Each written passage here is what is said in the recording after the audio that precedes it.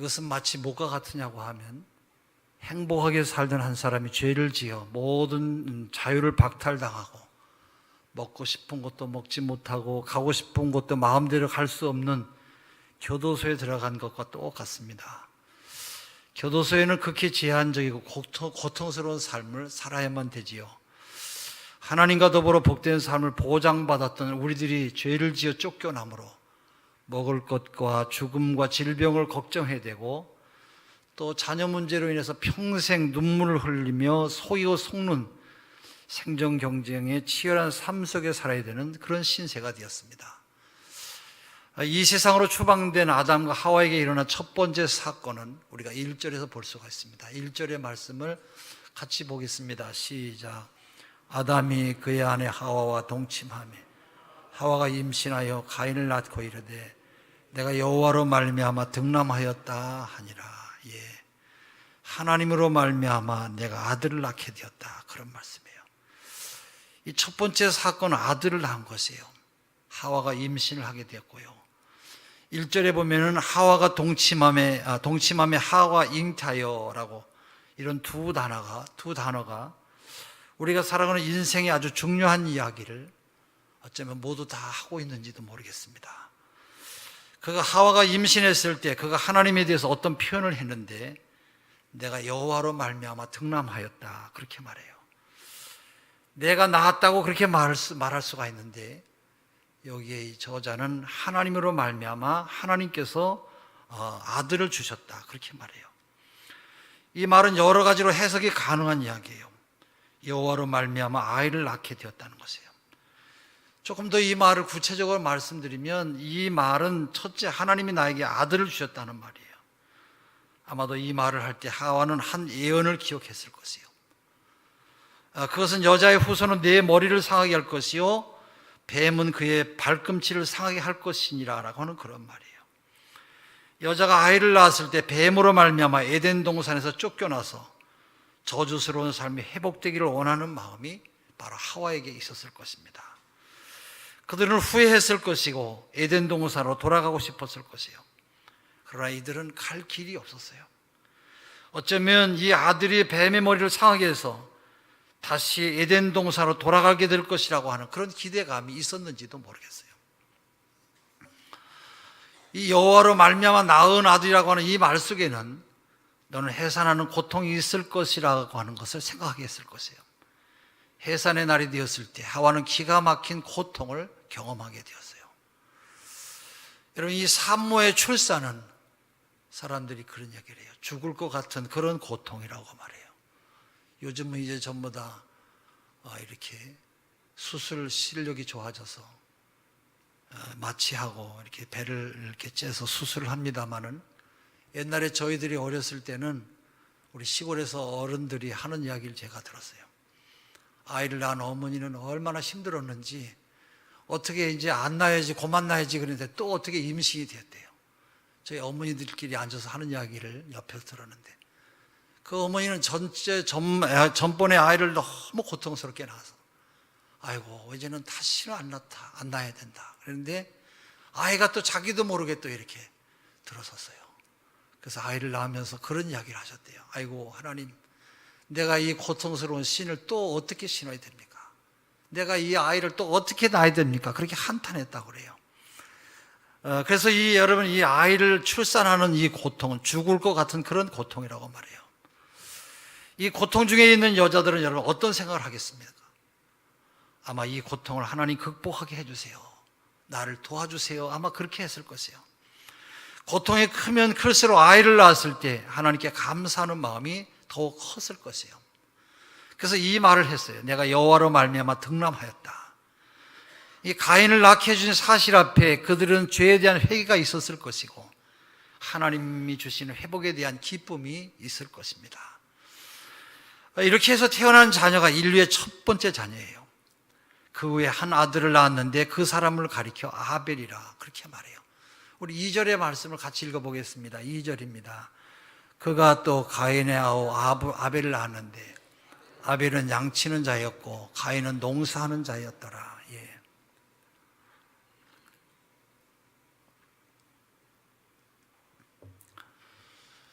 인류 최초의 여러분 제 형제예요.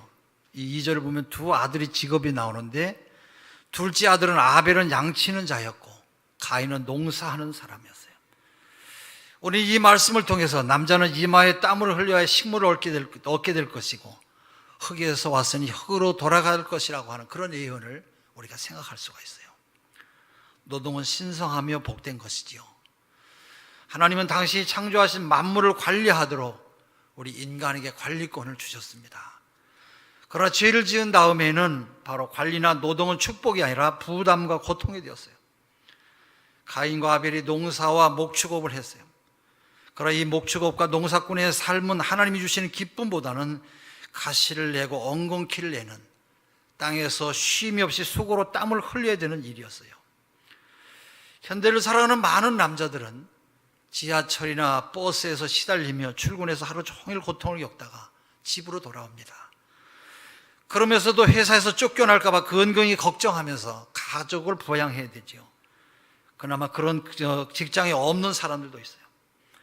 그러나 그리스도 안에 있으면 직장이 있거나 없거나 가난하거나 부유하거나 건강하거나 병들거나 일찍 죽거나 오래 살거나 예수 안에 있으면 우리 모두가 복이 되는 줄로 믿습니다. 군대 생활을 2년이나 의무복무를 한다고 생각하면 고통스럽습니다만은 군대를 2년 동안 내가 선교사로 파견된다고 생각하면 아마 기쁨이 충만할 것이에요. 여러분이 하시는 모든 일들을 통해서 하나님께 영광을 돌려보시기 바랍니다. 하나님께서 매우 기뻐하시고 하나님의 축복이 여러분 가운데 생업과 삶에 늘 함께 하실 줄로 믿습니다. 오늘 성경에는 하나님을 찾는 가인과 아벨이 나와요. 가인과 아벨은 시간이 지난 다음에 철이 들었어요. 자기만 생각하는 사람이 처음에 철이 들면 부모를 생각하듯이 우리 사람은 철이 들면 하나님을 생각해요. 하나님을 생각한다고 하는 것은 제사를 드린다고 하는 것인데 이것은 하나님과 관계를 맺겠다는 그런 말이에요. 하나님과 교제는 제사로 나타나게 돼요. 사람들이 조상에게 제사를 지내고 이방인과 우상에게 제사를 지내는 이유는 초자연적인 상대와 관계를 맺기 원하기 때문인 것이에요. 인간의 외로움과 고독과 한계를 깨달을 때 사람은 영적인 절대자를 찾게 되는 것입니다. 우리 3절과 4절을 같이 읽어볼까요? 같이 읽습니다. 세월이 지난 후에 가인은 땅의 소산으로 제물을 삼아 여호와께 드렸고 양의 첫 새끼와 그 기름으로 드렸더니 여호와께서 아벨과 그 제물은 받으셨으나 사람이 하나님께 예배를 드리려고 하는 것은 쉬운 일이 아니에요. 가인과 아벨도 많은 세월이 지난 다음에 자기 자신의 소산물로 하나님께 제물을 드렸어요. 여러분, 동물에게는 제사가 없어요. 그래서 동물이에요. 사람은 제사를 드릴 줄 아는, 그래서 사람이에요. 하나님은 우리 인간을 창조하셨기 때문에 하나님과 인간의 영적인 관계를 회복하고 싶은 것이 우리 인생들의 본분인 것입니다. 죄를 짓기 전에는 제사라고 하는 것이 없었어요. 왜냐하면 하나님과 매일 만나고 교제했기 때문에 그래요. 그러나 죄가 들어옴으로 말미암아 아담과 하와는 에덴 동산에서 쫓겨났고 또 생명나무를 만질 수 없게 되었고 하나님과 관계가 단절되었어요. 여러분, 우리 인생의 가장 큰 고독은 돈이 없거나 먹을 것이 없는 것이 아니라 바로 하나님을 잃어버린 영원하고 절대적인 고독, 그 고독이 하나님 앞에 외롭고 힘들 그런 삶이 되는 것이에요. 오늘 많은 사람들이 하나님을 만나보고 싶어하고 가까이 가려고 그래요. 그러나 우리가 하나님을 만나고 싶지만 만나지 못하는, 왜 그렇습니까? 우리의 죄 때문에 그래요. 죄 때문에. 죄가 하나님과 우리의 관계를 다 갈라놓았어요. 누구든지 하나님께 나아가려고 한다고 하면 이 죄의 문제를 해결해야 돼요. 하나님은 거룩하신 하나님이기 때문에 그 거룩하심과 죄는 본질적으로 우리가 하나님 앞에 만날 수가 없어요.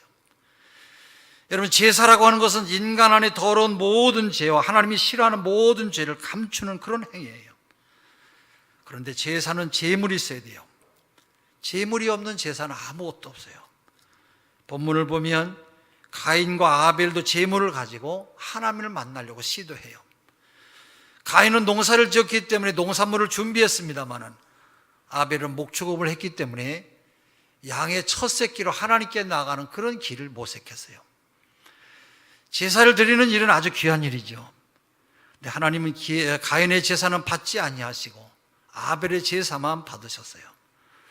우리는 받지 않으시는 제사도 있다고 하는 그런 교훈을 우리가 얻게 돼요. 여러분이 오늘 날씨가 아주 맑은 날임에도 불구하고 오늘 우리들이 교회에 와서 이렇게 예배를 드리고 있습니다마는 어떤 사람의 예배는 받으시고 어떤 사람의 예배는 받지 않으신다라는 거예요. 여러분 어떠세요? 내 예배를 하나님이 받지 않으셨다. 얼마나 여러분 심각하겠어요? 강정선 권사님이 예배를 드리기 위해서 나오셨는데 예배를 받지 않으셨다. 얼마나 심각해요? 화딱지가 날 거예요. 요즘은 또 화도 딱지가 있는 것 같아요. 화가 났어요.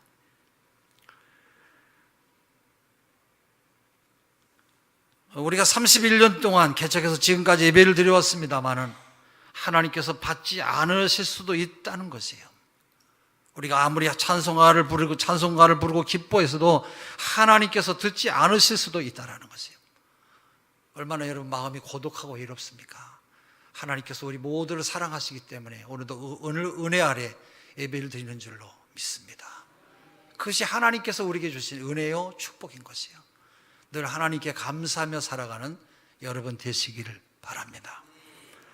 오늘 2부 예배 때에 제가 사도신경을 2번이나 하다가 실수를 했어요. 그것도 그냥 하려고 한 게 아니라 그제 도착했는데 미국에 자랑하는 게 아니라 갔다 오면 시차가 맞지 않아서 여기서는 낮인데 거기는 밤이에요. 그러니까 거기서 밤에 있다가 여기 오면 낮에 엄청 피곤해요. 그래서 잠을 좀 자야 되는데 또 밤에 자려고 하면은 낮이기 때문에 잠이 오질 않아요. 어젯밤에는 10시부터 잤는데 12시에 깨가지고 2시간 자고 나서 너무 피곤해서 그래도 교회 와서 앉아서 설교 준비하고 오늘 설교가 그래서 졸면서 준비한 거예요.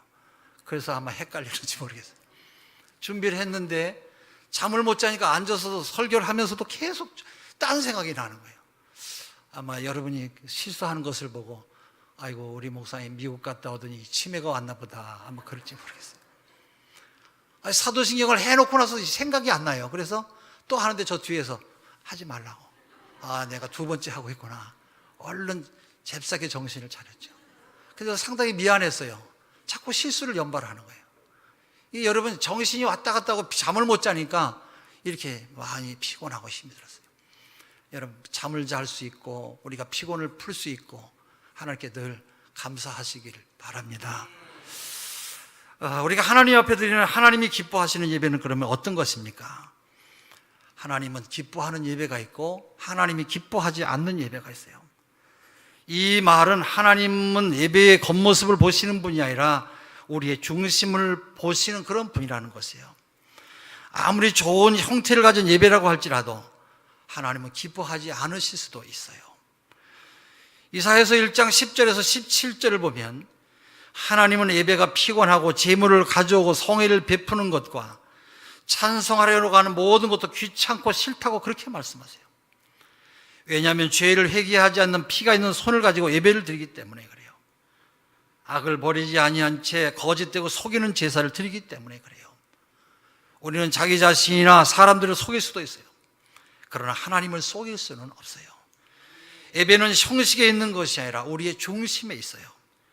이사야 선자와 예레미야 선자가 살던 시대의 모든 예배를 하나님은 다 거절하셨어요. 하나님은 그런 예배를 원하지 않으셨어요. 우리 마태복음 5장 23절 24절을 한번 같이 찾아보겠습니다. 마태복음 5장 23절 24절. 이렇게 성경을 찾을 때 우리가 졸지 않을 수가 있어요. 그래서 상당히 좋습니다. 마태복음 5장 23절 24절입니다. 함께 읽습니다. 시작.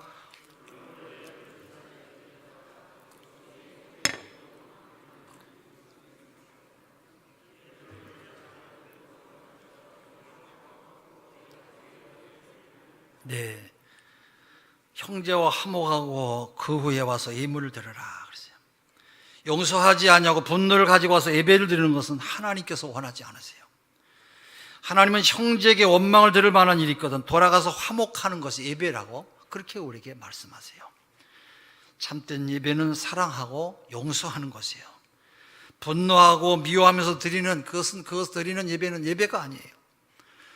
오늘 우리 대한민국에 많은 교회가 있고 오늘 이 시간에도 많은 사람들이 예배를 드리고 있습니다만은 우리가 그렇게 많은 예배를 드린다고 할지라도 세상은 변하지 않아요. 교회가 없거나 목사가 없거나 헌금이 없거나 설교가 없어서가 아니에요. 이 모든 것이 풍성해도 하나님이 기뻐하는 예배를 드리지 아니하고 예배를 드리면서 계속 죄를 짓고 하나님이 기뻐하지 않는 일을 하면 그것은 종교적인 부흥과 업적은 될 수 있을지 몰라도 그것은 참된 예배는 결코 아닌 것이에요. 오늘 우리가 본문의 말씀을 잘못 해석하면 신앙적인 상처를 받게 돼요. 늘 열심히 해왔는데 하나님이 예배를 받지 않으신다고 하면 여러분 상처를 받지 아니할 수가 없어요. 우리 또 시브리서 11장 4절을 한번 같이 보겠습니다. 신약성경 시브리서 11장 4절 364페이지입니다.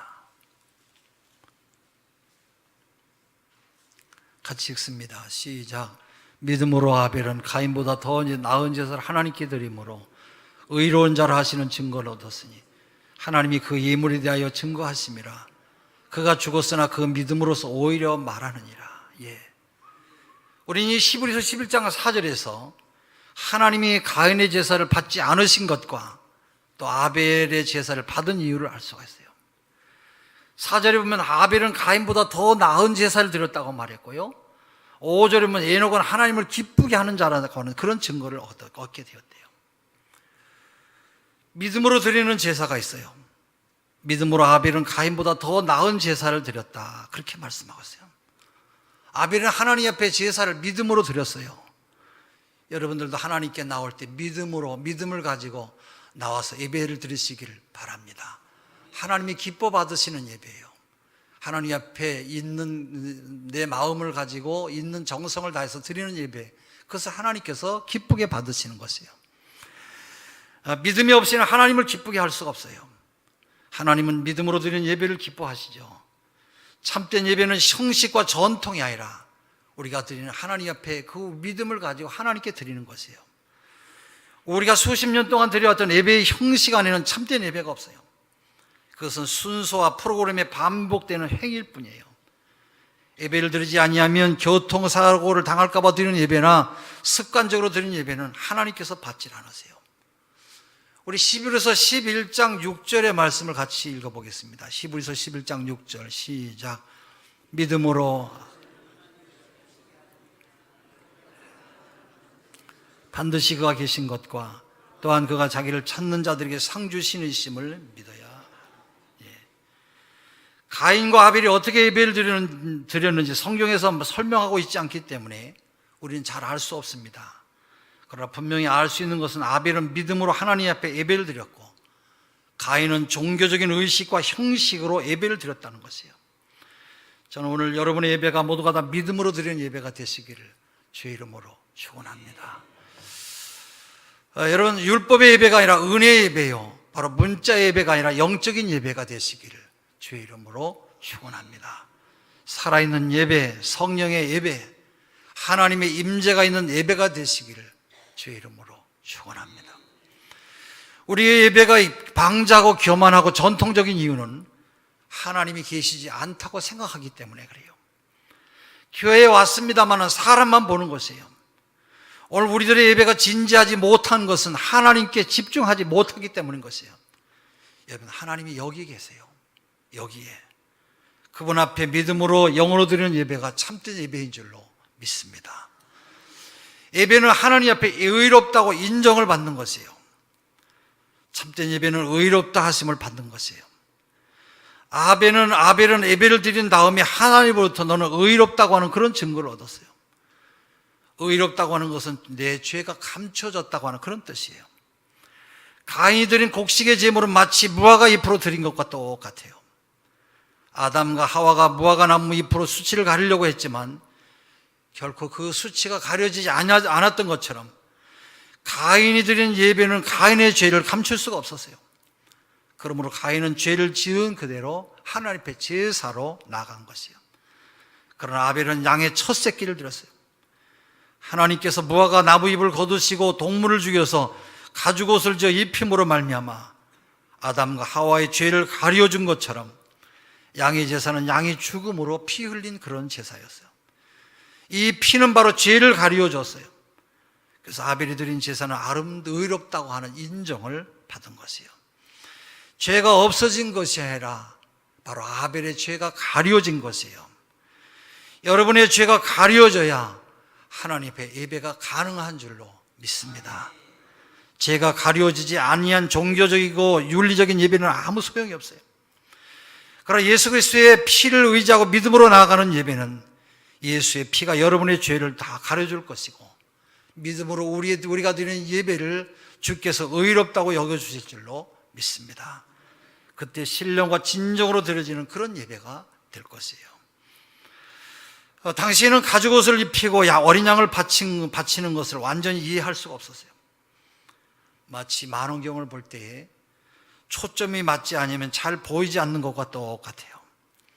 그러나 초점이 잘 맞으면 사물이 아주 정확하게 보여요. 바로 이처럼 정확하게 보이는 것이 바로 갈보리 언덕이었어요. 하나님은 어린 양 예수께서 인류의 모든 죄를 다 대신 지시고 십자가에 못 박혀 죽으심으로 누구든지 그 피를 믿는 자는 구원을 얻고 회복을 얻게 된 것이에요. 바로 이것이 하나님 앞에 우리가 드리는 예배인 것입니다. 할렐루야. 이 예배가 가죽옷으로부터 시작해서 아벨의 어린 양으로 드린 제사와 염소와 송아지로 제사장이 날마다 제사를 드렸습니다마는 그것은 완전할 수가 없었어요. 갈보리 언덕에서 예수로 드린 제사로 우리의 죄가 비로소 눈과 같이 깨끗하게 휘어지게 된 것입니다. 하나님 앞에 나아가는 사람은 바로 의로운 자, 거룩한 자라야 되는 것이에요. 하나님은 죄가 있는 자의 기도는 들어주지 않으세요. 예수 그리스도의 피만이 우리 인간의 죄를 가릴 수가 있어요. 교회에 와서 단순히 설교만 듣고 돌아가는 것이 아니라 어린 양 예수 그리스도의 피를 의지하여 죄가 가리워지고 하나님 앞에 의로운 자가 되어서 경배와 찬양을 드리는 것이 바로 참된 예배가 되는 것이에요. 이 예배를 하나님께서 기뻐 받으시고 영광을 거두시는 줄로 믿습니다. 히브리서 9장 6절에서 14절을 보면 우리는 송아지의 피나 염소의 피로 구원받은 것이 아니라 예수 그리스도의 십자가의 피로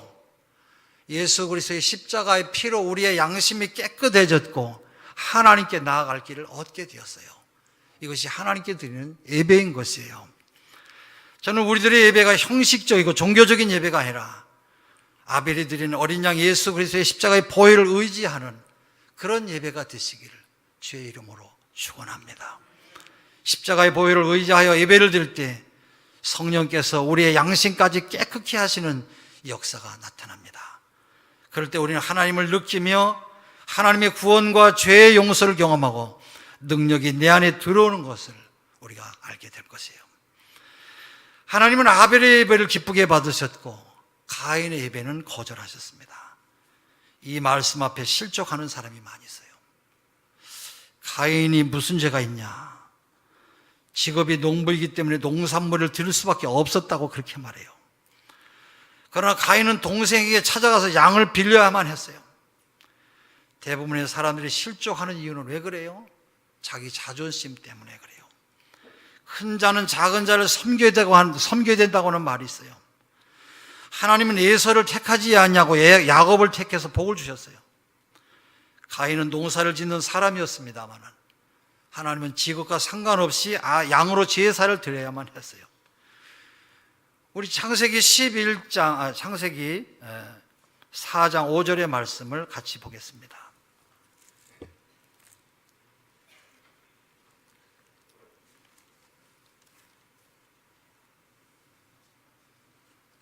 같이 읽습니다. 시작. 가인이 없이 분하여 안색이 변하니. 가인은 자기의 제사가 하나님께 받아들여지지 않았다고는 사실을 알게 되었어요. 우리는 이것을 첫 번째 거절감이라고 하는 중요한 단어로 우리가 발견할 수가 있어요. 하나님께 드렸던 이 제사가 하나님이 받지 않으신 것이에요. 여러분, 우리 인간이 가지고 있는 가장 깊은 상처는 어떤 것입니까? 거절감이에요. 거절감. 잘못된 예배로 인한 거절감의 상처가 있어요. 낙태를 하려고 했던 아이에게는 성장해도 그 아이의 마음속에 상처가 남아있다고 그래요. 또 아이들이 자라면서 부모에게 입는 상처가 있어요. 이런 사람은 결혼해서도 남편이 자기를 거절할 것이라고 생각해요. 그래서 여러 가지 방법으로 비유를 맞추려고 애를 써요. 사회는 온통 거절당하는 것의 연속이에요. 학교에 떨어지고 내가 남편을 아니면 아내를 만나려고 했는데 청원에서도 거절을 당했어요.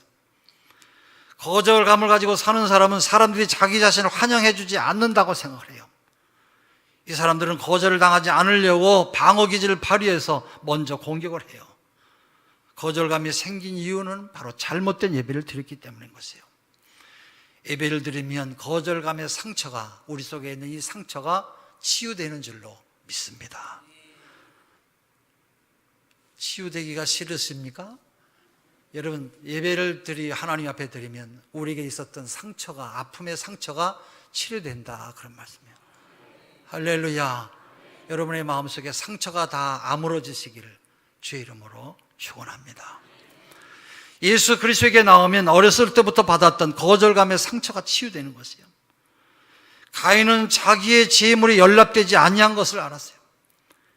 예배가 받아들이지 아니한 사람은 얼굴이 불편해지고 원망과 불평을 하고 조그마한 일에도 화를 잘 내요. 그러나 참된 예배를 드리는 사람은 그의 마음속에 기쁨이 충만하고 언제나 하나님을 향해서, 이웃을 향해서 늘 감사의 삶이 넘치는 것이에요. 할렐루야. 거절감의 상처가 다 씻어져서 날마다 좋은 신앙의 삶이 되시기를 주 이름으로 축원합니다. 여러분의 마음의 거절감이 오늘 모두가 이 예배를 참석한 여러분에게 치유가 되시기를, 여러분의 마음의 상처가 치유되시기를 주의 이름으로 축원합니다. 하나님은 여러분을 거절하지 아니하시고 영접하세요. 여러분을 사랑하시고 여러분 모두가 돌아오기를 원하고 계세요. 여러분의 부모는 자식이 아무리 잘못해도 다시 품어줘요. 그것이 우리 부모님이에요. 거절당한 사람의 마음속에는 항상 분노가 도사려 있어요. 이 분노는 사람들의 얼굴을 싸납게 만들어요. 사람들은 그래서 그런 사람 곁에는 아예 가려고 하지도 않아요. 성경에서도 보면 안색이 변하니 그렇게 말하고 있어요. 우리가 좋은 향수를 뿌리고 좋은 화장품을 발라도 우리들의 얼굴은 변하지, 우리들의 얼굴의 안색은 변하지가 않아요. 그러나 성령 충만하면 화장품이 아무것도 필요 없어요. 우리의 마음이 기쁨이 충만해지고, 그래서 여러분 성령 충만하면 여러분 우리가 하나님 앞에 늘 마음의 감사와 기쁨이 있기 때문에 우리의 속사람이 좋은 그런 하나님의 사람으로 거듭나게 되는 것이에요. 그러나 여러분이 거절당하면 우리의 마음에 분노가 생기고 안색이 변하고 우리의 마음이 불편한 그런 삶을 살게 되는 것이에요. 여러분, 이것이 바로 가인이었어요. 여인의 후손으로 뱀의 머리를 상하게 해줄 줄 알았던 기대감은 더 무너졌고 더 삶은 나빠졌어요. 사랑하는 성도 여러분, 참된 예배를 드려야 됩니다. 십자가의 보혈의 예배, 성령의 예배, 사랑의 예배, 용서의 예배, 감격스러운 예배가 드려질 때 우리들의 예배는 받아들여질 줄로 믿습니다. 예배가 온전히 드려질 때 여러분 안에 있는 분노와 거절감의 상처가 사라질 것이고 여러분의 얼굴의 상처가 치유될 것이에요. 우리 6절에서 7절의 말씀을 같이 보겠습니다. 같이 읽습니다. 시작.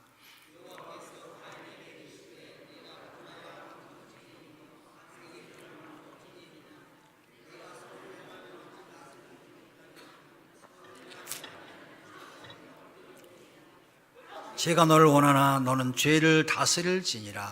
아멘. 가인의 인생은 참으로 비참해졌어요. 그러나 여러분 안심하십시오. 여러분은 모두 아벨의 후예인 줄로 믿습니다. 우리는 예수 그리스도를 만났기 때문에 이 모든 저주가 떠나갈 것이고 거절감도 떠날 것이고 분노도 떠날 것이고 안색이 변하는 인생은 살지 아니할 줄로 믿습니다. 사랑하는 성도 여러분, 사람을 기쁘게 하는 예배가 아니라 하나님을 기쁘게 하는 그런 예배를 드리시기를 바랍니다. 보혈의 피로 드리는 예배가 되시기를 주의 이름으로 축원합니다.